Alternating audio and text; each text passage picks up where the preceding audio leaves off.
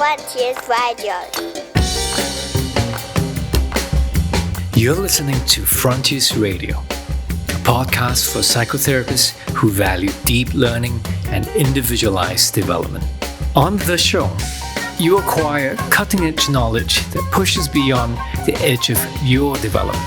Delivered practice principles are pulled together from the studies of expertise and expert performance in a variety of professional domains, including cognitive sciences about how we learn, behavioral economics, aesthetic arts, and of course, from the front lines of psychotherapy research.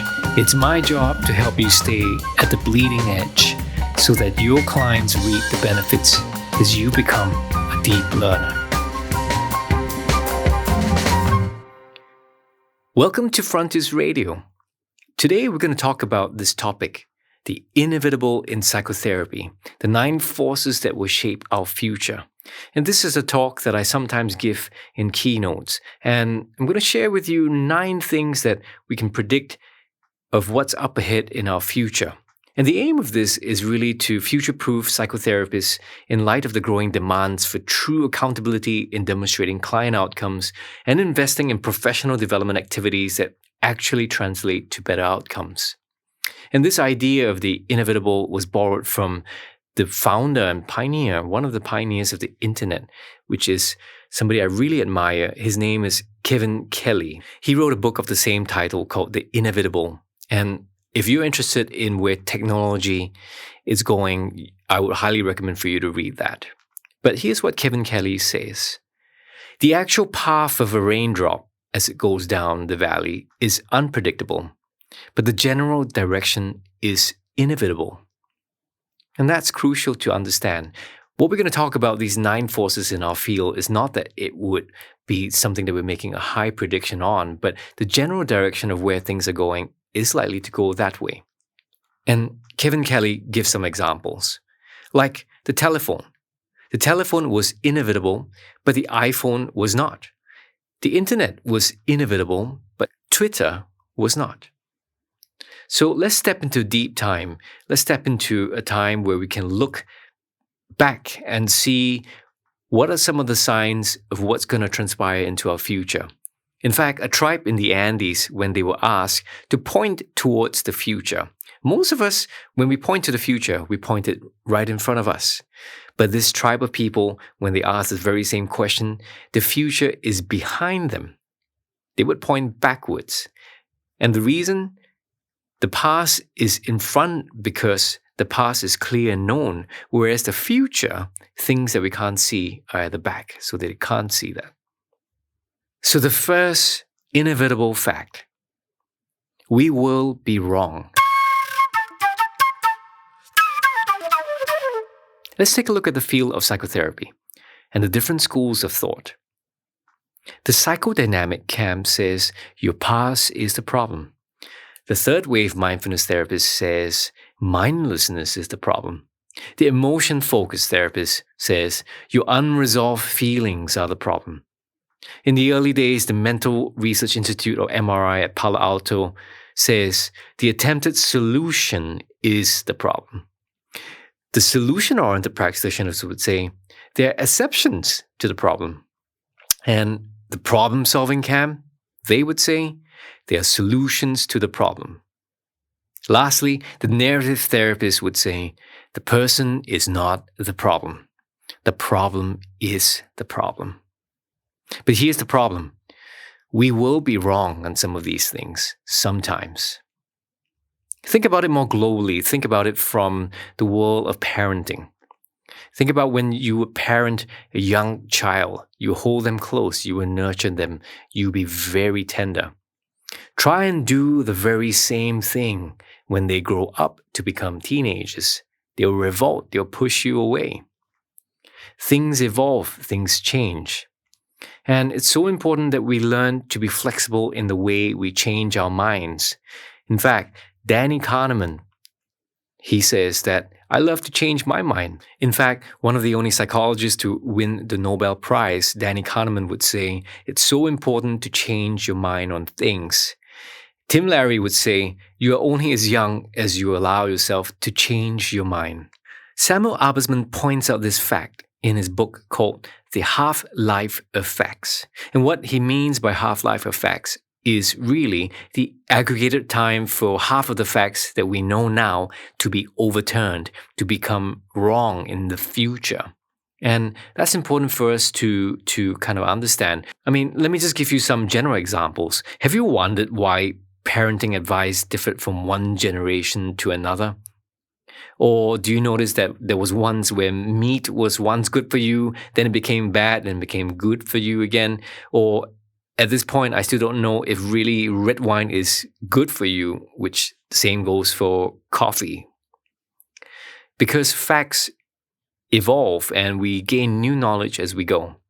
When we look at other fields, half-life of facts, where facts get overturned in physics, it takes about 13.7 years. In economics, about 9.3 years. In math, when something's so factual that we would think about, the half-life of facts for math is about 9 years.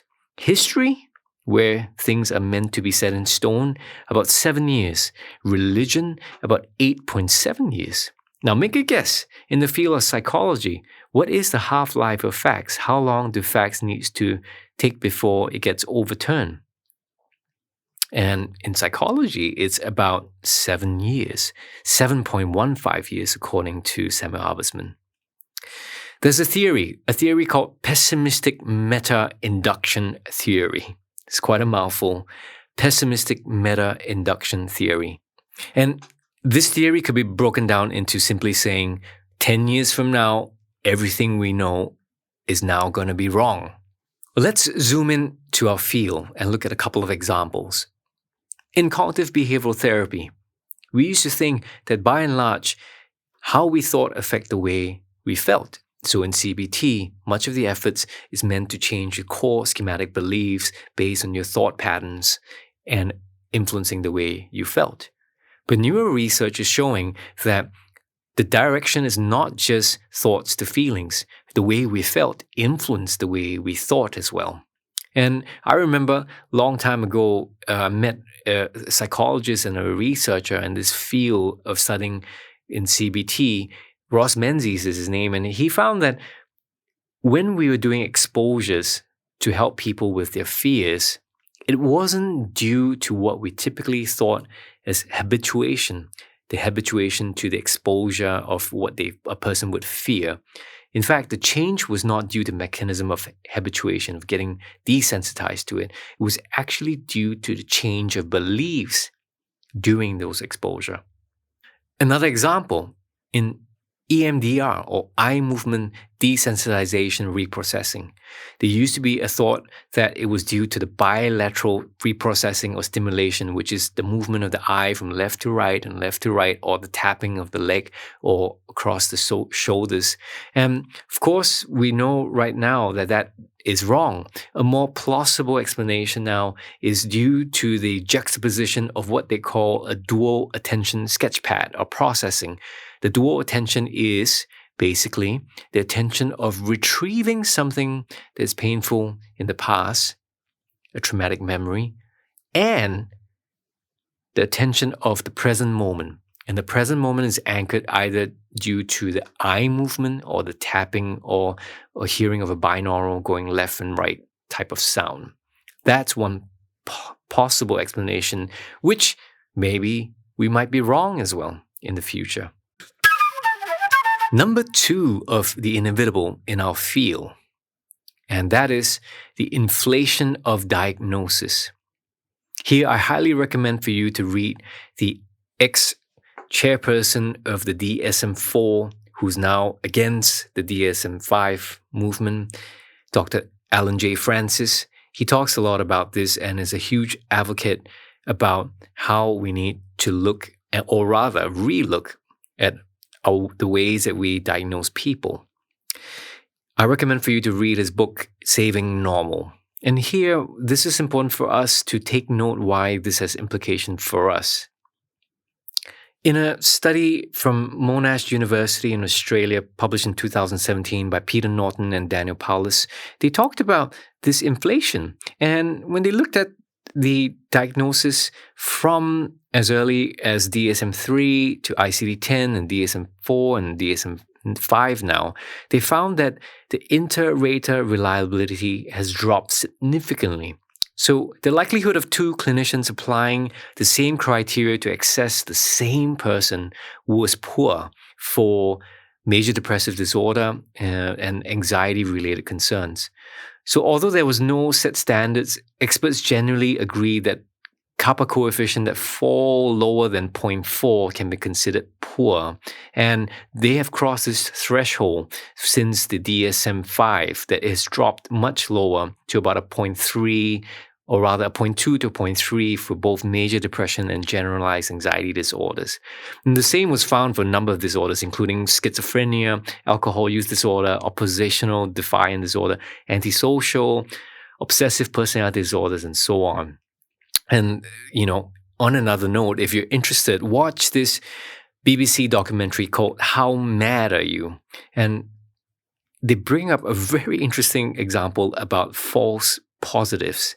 So what they did was they've got a bunch of people to come to a retreat, and a bunch of mental health professionals from a psychiatrist, a psychiatric nurse, and a psychologist would observe them over the week and then use their clinical diagnostic expertise to spot 5 of the 10 volunteers who were in that retreat who were so-called mentally unwell, quote unquote. And what they found was that the 3 professionals out of the handful of them were able to accurately diagnose only 2 out of the 5. 2 out of 5 with mental health distress. And they misdiagnosed 3 of the healthy participants. Alan Francis makes a point clear in the speeches he gives and in his writing. Again, from his book, Saving Normal, or you can watch some YouTube lectures that he gives. And he brings up a very important point. Social problems. We are turning social problems into mental problems. And it's very important for us not to creep into that. But this is one of the inevitable that seems to be happening. And maybe bringing this up as a second point is that we need to be mindful of this. We need to understand how when we are seeing people in our clinical practice, that we must not also fall into this creep, this attribution creep of inflation diagnosis. Point number 3 of the inevitable is there will be new fads, or what Nassim Taleb in his book Anti-Fragile would call the new mania, the love of the modern new things for its own sake. So I don't know about you. If you check your inbox or you subscribe to any of those news feeds about our field, there's always promptings, nudges, clickbaits about the latest cutting edge approach or finding. And most of the time, you get a sense that it's a bit of a repackaging of stuff that we already know.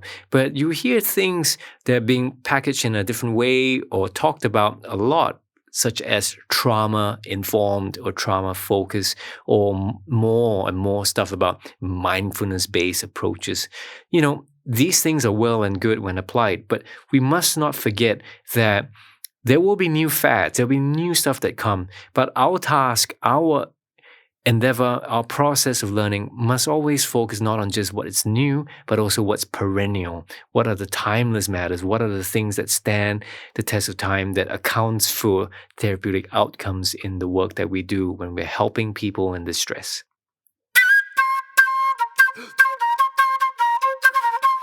Point number 4 is the ethics of routine outcome monitoring. I would argue that at this stage, even though majority of practitioners in the world still do not adopt a routine way of measuring outcomes, but we can see more and more practitioners doing so. For example, if you take a look at the International Center for Clinical Excellence, ICCE, then more and more people are interested to use not just outcomes monitoring as a form of evaluation. They are interested to use it as a feedback tool to feed forward their work, using the information to adapt to the client's needs, one client at a time, session by session. In other words, you want to use routine outcomes not just for evaluation, but for continuous improvement. And you know what? Measurement precedes professional development. This is one of the biggest stumbling blocks. Most of us are interested in developing in our work, but measurement is one of the factors that can help us figure out where we are at before where we need to go. And in this sort of situation, it's so important for us to think about what kind of measures that we can use every session that is not too cumbersome, not too much of a burden for the clients and for the practitioners, and can be baked into their work. Point number 5 of the inevitable in psychotherapy is flesh and machine. Flesh and machine. The futurist John Naisbitt says this: the most exciting breakthroughs of the 21st century will not occur because of technology, but because of an expanding concept of what it means to be human. And what I mean by flesh and machine, what I mean by that is the combination of what we know, our clinical intuition, marrying that with clinical data, or what we know from predictive algorithms about outcomes. And, predictive algorithms are all over now, from when you surf the web to when you're shopping on Amazon or when you're watching a movie on Netflix. See, our task is not so much to outsource our work of psychological interventions or work of caring for somebody, to robots. Because of the rapid evolution in technology, even in humanistic AI, our field must continue to tend and honor both the resilience and the fragility of our humanity, and to expand our concept as what John Naisbitt would say, our concept of what it means to be human. So our task is really critical, because it's not just, as I've mentioned, relying only on our clinical intuition. We too must learn how to look at clinical data, the combination of clinical data and our clinical intuition, to make better decisions. So Kevin Kelly would call this process cognification, where we need to understand that sometimes in certain situations, machines or robots are better than us in making key or smart decisions. For example, the calculator is smarter than you in maths because its sole purpose is to do calculation. Or the driverless cars that we're about to see will be safer than you in driving. And it doesn't have to think about finances while you're driving, because its only specific job is to focus on the movement and the safety of the passenger, getting you from point A to point B. So I know that it is likely therapists will not be comfortable outsourcing knowledge or information to some kind of database or predictive algorithm. But I think the case in point here is that we do very well with our clinical intuition. We just need to find a way to marry some kind of meaningful data to guide our decisions, because otherwise we slip into cognitive biases, expertise biases, or things that we see because of the way that we are or the way that we think. And data just gives us an additional complementary information. Paul Bloom, a developmental psychologist, wrote a really interesting book called Against Empathy. And his argument is this: empathy is innumerate. Empathy is innumerate. For example, have you ever wondered, when you think about charities who's trying to persuade you to donate, they don't tell you statistics. They don't tell you about the mass number of people who are suffering. They tell you the story of one child, not everyone. And they specifically hone in on this. And that's because when you're working with one person, your lens is really focused. You can't see the bigger picture. So it helps that when you're working with somebody, you also have data to support how things are going, that you have reference points to support where you're going. Is this going to be effective in the long run? Is this person engaged enough that it's going to predict outcome? Or working with somebody in your situation that you might not be able to get good outcomes, then what do you do?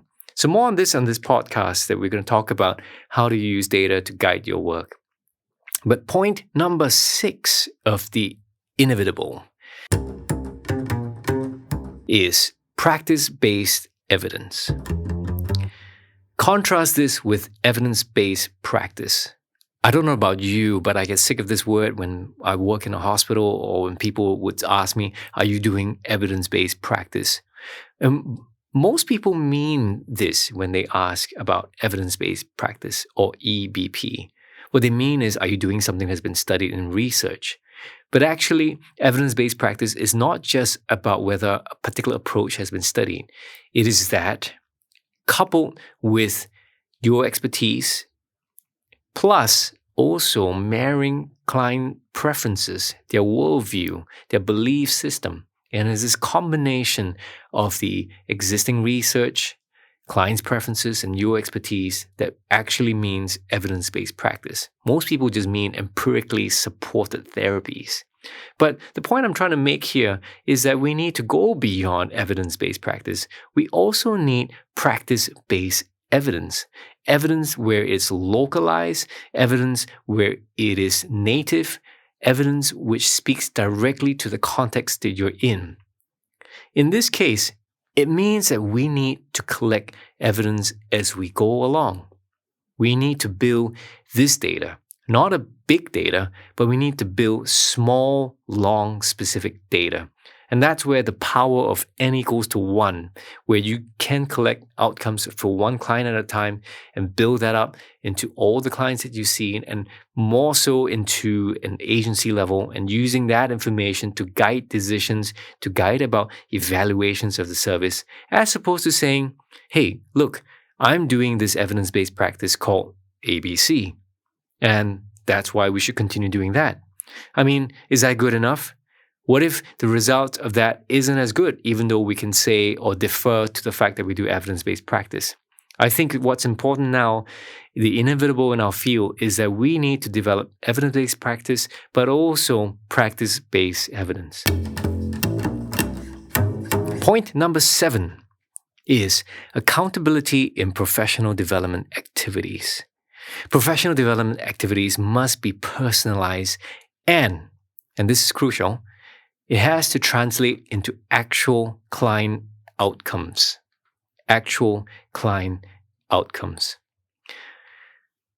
I confess I'm a workshop junkie. I go to many workshops. In fact, for some of you who know me personally, I probably have the largest psychotherapy video collection out there. I hoard them, I watch them, and all the way down from my postgraduate days, I've managed to amass quite a bit and watch all kinds of master therapists at work. And you know what?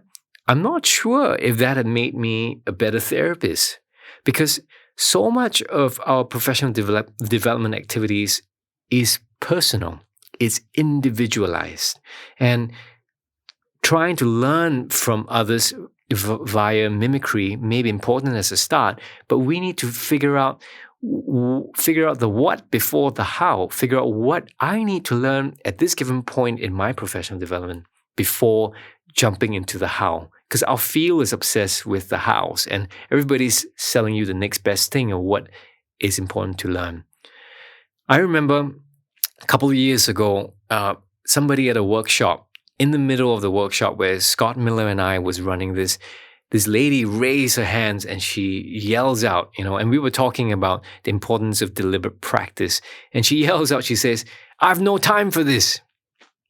And I looked at Scott and Scott looked at me, and we didn't know how to respond. And she said, "Look, I've just turned 70 and I have no time for going to learn one model after another model. And besides, you both are males.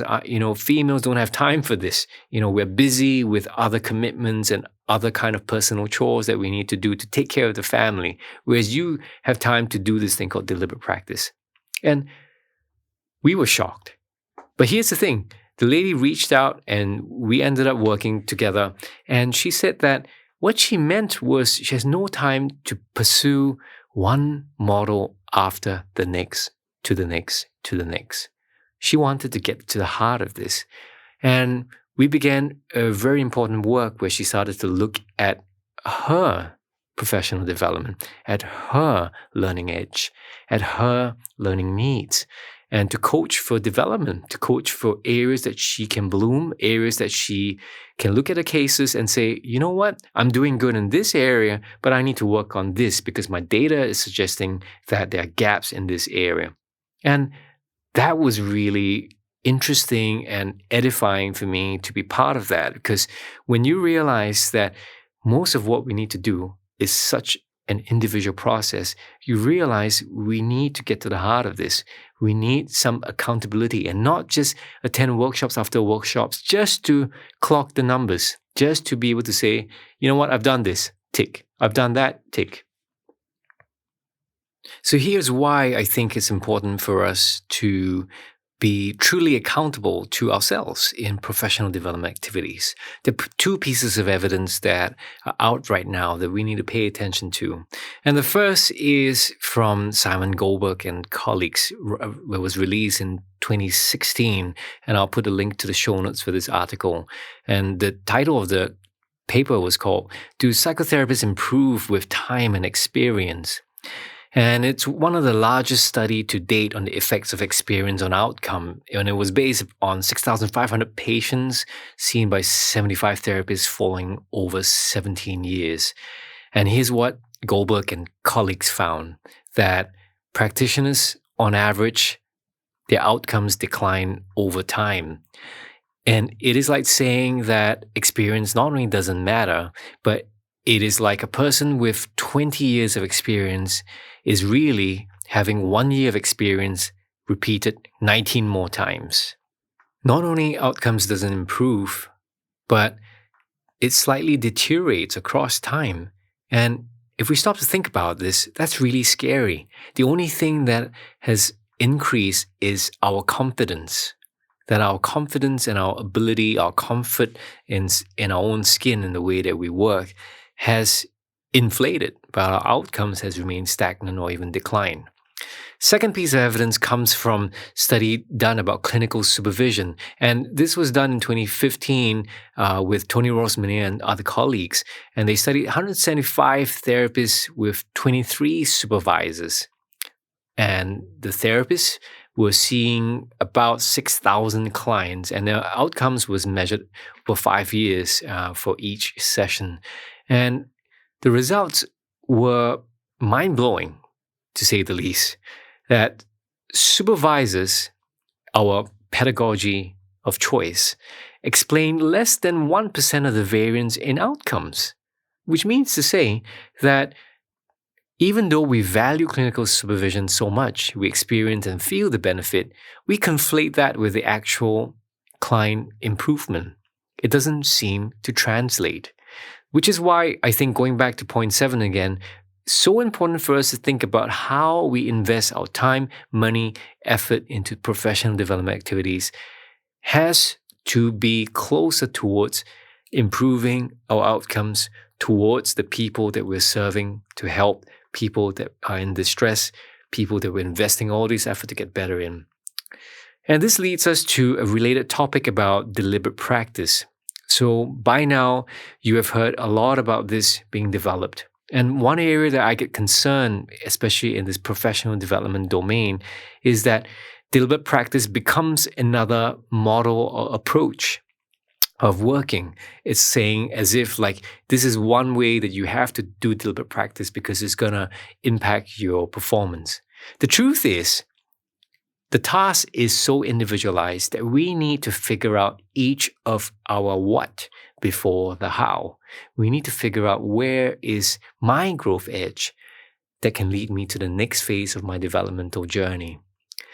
Another way of thinking about this trap in deliberate practice is some attribution errors. For example, if we think the top therapist or the super shrink who uses X therapy, then I should do that. There's no indication of that because that therapist's worldview fits that particular approach or that way of thinking, therefore it works for this person. It may or may not work for you.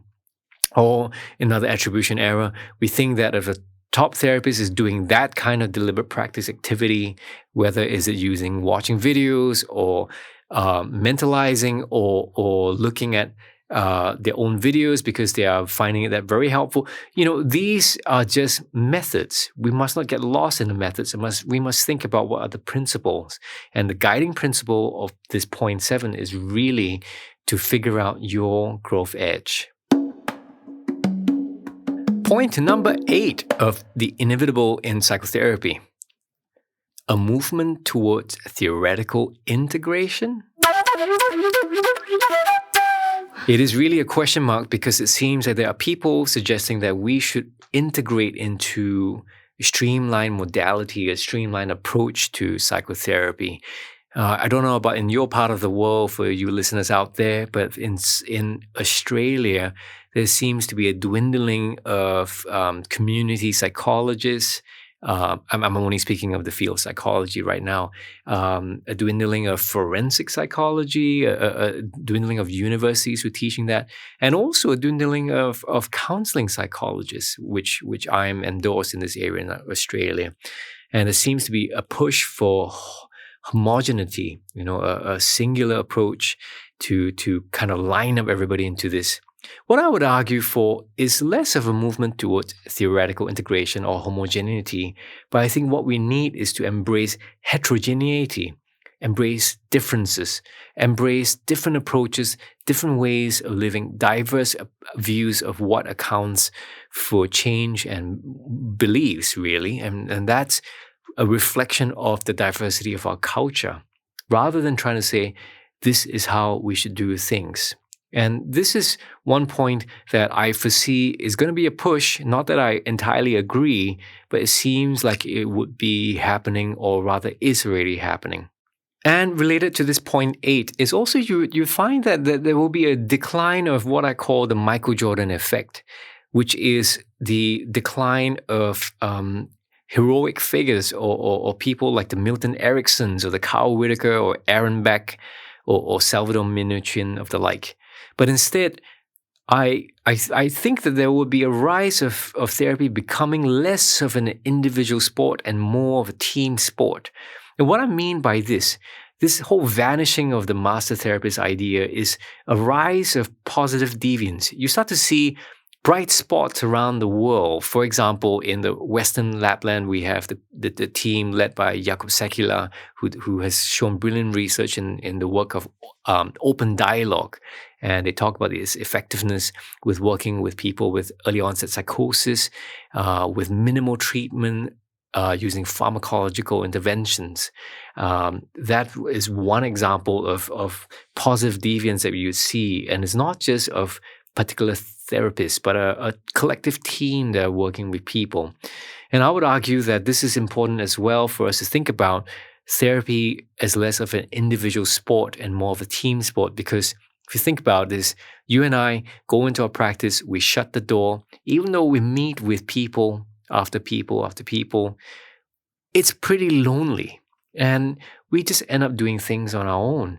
What I think is important is less of that privatization and more deprivatization, which means that we need to find a way to speak about what's happening with our colleagues and find a way that we can learn, find a way that we can be less shameful about what's happening, and to be able to discuss about the process of engagement and outcomes, and to keep our eyes on outcomes from our client's perspective, not from our own.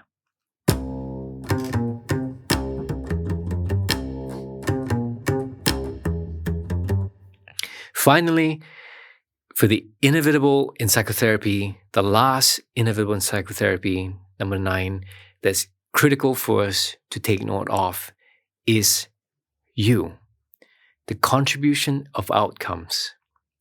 By a large percentage compared to treatment modalities, you account for a large part of the outcomes. In fact, treatment models account for 0 to 1% of outcomes. Therapists, or what psychotherapy researchers call therapist effects, accounts for 5 to 9% of outcomes. And it's so important that we take care of you, not just the person who's mechanistically delivering the treatment techniques, but you, how you invest your time in deliberate practice, how you work towards getting better, how you develop systems of practice to support what you do. Because clients will begin to demand to see therapists who have demonstrated good outcomes and who are able to prove that. So important for us to be able to use this so that we can not only use this to say how effective we are, but so that we are transparent, so that we can say, you know what, I'm good with working with youth or people with anxiety. I'm not so good with working with couples. And maybe my colleague who works with couples is a much better fit for if you have relational issues. Why is this important? Because the stakes are getting higher. There are more and more people who are seeking help from people other than you and me, other than people in the mental health professionals. Many people are turning to mediums, psychics, as Scott Miller and Mark Hubble has wrote about this, and life coaches, people who are not in this field. And one of the reasons is because we have not been able to account or show value in what we're doing. And I think it's important for us to also think about how we're not imposing belief systems, even though they're touted to be scientific, so-called. We also need to understand how to graft and embody people's worldviews in the way that we work. I mean, think about this. We are now 33% fewer than 20 years ago for people who come for therapy. And about 20 to 30% of people don't come back after the first visit with people like you and me. I talk a lot about this in the book, The First Kiss, Undoing the Intake Model and Igniting Psychotherapy from the First Sessions. So if you like, please check them out on Amazon or wherever you get your books from. Or if you like to support our work directly, you can go to my website at darrellchild.com to look for the book. So there you have it, the 9 key points of what I would see as the inevitable in our field. I don't know whether I'll be wrong. Maybe I'll be wrong about some of these stuff, but some of these things seems to be in its natural progression. And let's run through again what the 9 things that we have listed today in this episode. The first is that we will be wrong about certain things, and that, I guess, keeps us in a certain level of humility. And we talked about Samuel Arbesman's idea from his book, The Half-Life of Facts, that this phenomenon is not just in our field, but also in any field. The point number 2 was about the inflation of diagnosis, that we have already seen an inflation of diagnosis moving from the DSM-3 all the way flash forward to now the DSM-5. The point 3 was that there will be new fads coming up, and we need to guard ourselves not to just get enamored by new and shiny things, but paying attention to what's perennial, what's timeless.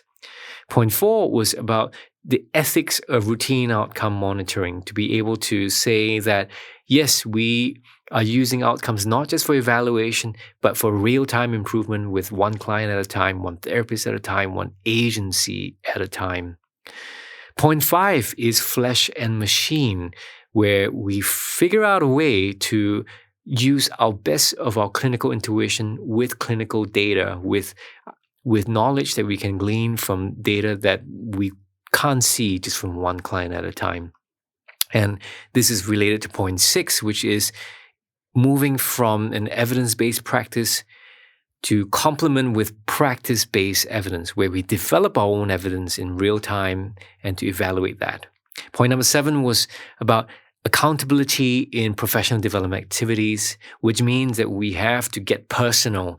We have to be accountable. We have to think about what we're doing if it is at our growth edge, so that we spend time to figure out where we're at before where we need to go, to figure out the what before the how in our endeavors of growth. Point 8 was a speculation of a movement towards theoretical integration, something that I could see that might be happening. And I think we also need to keep our minds open and not to kind of go down to the route of making our field as a homogenized field and trying to embrace more heterogeneity in our work. Finally, the last point about inevitable is coming full circle. You You are important in this piece of the puzzle beyond treatment approaches, and we need to be able to understand that you contribute a huge chunk of the outcomes and engagement in therapy. The real question now is, what are we going to do? How do we invest in time and effort and money to grow our work so that we can be of better help to the people that we are working with?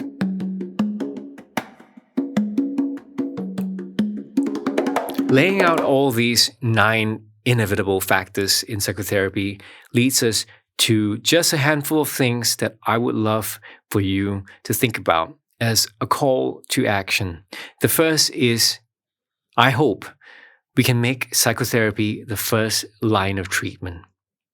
Clients who were assigned to pharmacological therapy were about nearly 2 times more likely to refuse treatment compared to clients who were assigned psychotherapy.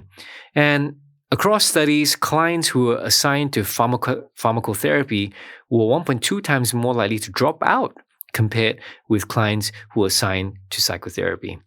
And I think, there's nothing against pharmacological interventions, because for some people it's useful, but weighing out the side effects and weighing out what we know, especially in the study of SSRIs or SNRIs in antidepressants, and I'm thinking of seminal work by people like Irvin Kirsch. It's so important for us to think, to listen to what the research is finding, that antidepressants doesn't work as well as we thought. In fact, placebos tend to work equally well when it's delivered by somebody who's paying attention, a person who's caring enough to give the time to help this person. So I hope that psychotherapy can become a first line of treatment instead of pharmacotherapy, because there are less side effects, there are more spillover gains that people can gain from. But, that's my bias, and maybe that's also your bias. And that's my hope in many large hospitals and organizational settings. The second hope that I wish to have for you and I in our field is that monitoring and using of outcomes become the norm to guide your individualized professional development. As I've mentioned earlier, measurements precede professional development. Measurement precede professional development. If we can pay attention to how effective am I in a particular context, then we can start to think about the next stage, which is, where is my growth edge? What do I need to do to develop? My third call of action, as you have heard earlier from the Inevitable, is that I hope in various parts of the world, we all develop a local practice research network, or sometimes referred to as a PRN, that we can come together, band together to start collectively collecting client outcomes. And if we don't measure what we value, other bean counters sitting on the ivory tower will ask you to value what they measure. And sometimes those things that they pick may not be of true value to your clients.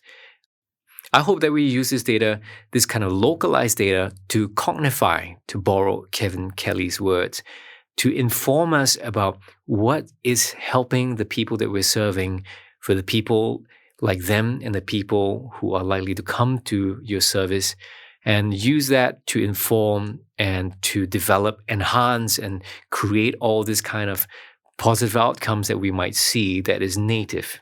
Finally, the last call to action I hope that listening to the Inevitable would make you think about is to make therapists, not therapies, the focus. It's just like a magnifying glass. If you remember when you were a kid playing with that, if you put the magnifying glass out in the open, in the fields, if you find that sweet spot, it can burn a leaf. But the rays of the sun does nothing without such a level of focus. So I hope the focus would be less about studying different psychotherapies and more about studying the effects of therapists, the effects of different people like you and I. Because therapists, not therapies, are important. Not command and control, but facilitating climate control for individual growth so that your clients can reap the benefits. And a point worth mentioning here, when we focus less on the different modalities and we focus more about the service delivery that you and I can each provide, we will start to think less about ourselves. We will start to think less about the adherence or the treatment fidelity of particular models. We'll be thinking less confined to the therapy box, because one of the biggest factors of change is not the treatment models, not me, not you, but actually the clients, and how to make them active agents of change, helping them through other means from communal sources, social prescription, as they like to call it now, engagement in exercise, engagement in food and nutrition, and to find a way that's beyond the scope of what we know in psychotherapy, because that's where it's at. That's where we can get people engaged into their worldviews, into their preferences, into the better version that they want to see of themselves. Frontiers Radio. This is Frontiers Radio, or rather, the official name is Frontiers of Psychotherapists Development Podcast. Remember to subscribe wherever you listen to your podcasts, be it Spotify, Stitcher, Google, or Apple. And if you wish, drop us a voice memo. I would love to hear from you if you have questions about our professional development. And you can take a phone and record down your question and send it to me at info@darylchow.com. That's info@darylchow.com. Thanks for listening.